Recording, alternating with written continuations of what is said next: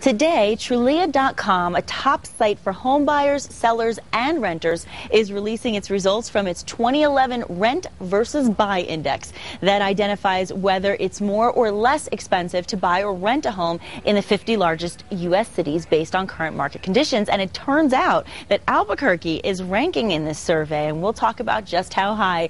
Nicole Nelson is an author, a real estate broker, and an attorney. Busy woman. She also doubles as Trulia's consumer educator. How do you have time to join us? Thank you for being here. Thank you for having me anytime. Well, Tara, tell us how the Rent versus Buy Index works. It's a snapshot in time. We basically compare the median list prices of homes in a city, including Albuquerque, with the median rents of similar homes in that same city. So in Albuquerque, the index number is 18, and a price to rent ratio over 15 basically indicates that it's quite a bit more expensive to own a home than to rent.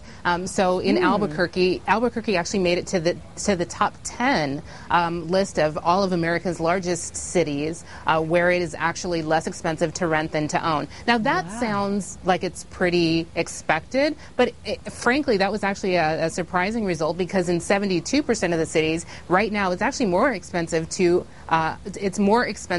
rent than it is to own. So in Albuquerque, that's backwards, primarily due to the fact that Albuquerque's probably been a little more recession-proof than some of the really heavy-hit foreclosure markets. Yes, in that way we're very fortunate. And I think a lot of people move here from out of state and they're very surprised to see how affordable the rent is. I'm one of them, so I'm glad to hear that. That's very interesting.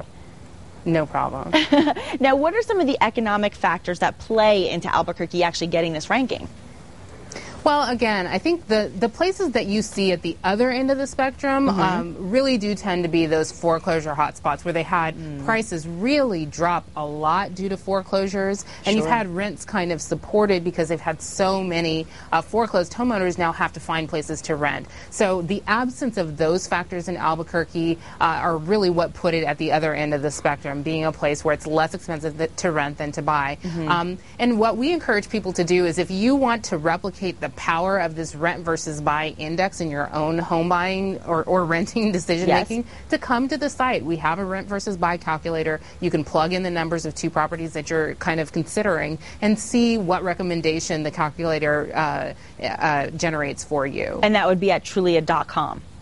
Right, at Trulia.com. Okay, now I have a question for you. What are the 5 hidden costs for renters and for buyers that most people tend to overlook? There are a number, and I like to say, you know, surprises are for birthday parties. They are not for real estate transactions. We want people to make smarter decisions, and the only way to do that is to know all the costs. So on the rent side, some of the big costs we see people not considering are opportunity costs. You know, as a renter, you never have the opportunity to own the place where you live free and clear of any payments. So that's a big one. Also, income taxes. As a renter, if you earn over a certain amount of money, you're going to pay higher income taxes than you would if you had the property tax and mortgage interest deductions of being a homeowner. And storage is very common. Most renters have more stuff than they have space. Absolutely. So then they go out, right? They go out and they rent storage spaces, and they don't calculate that into their housing costs, which they really should. On the buy side, what we see people really underestimate is private mortgage insurance. People are aware if they're putting less than 20% down, they're going to pay private mortgage insurance, but I don't think they're aware of how much it is, and it's not inexpensive. On a $250,000 home, you're looking at a couple $100s a month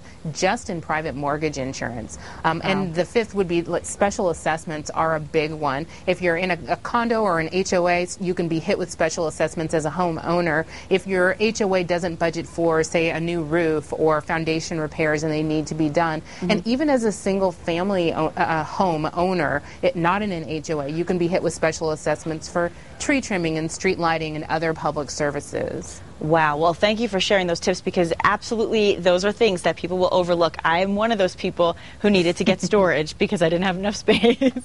So absolutely. We will definitely head to Trulia.com for more details. And Nicole Nelson, we thank you so much for the education this morning. Thank you.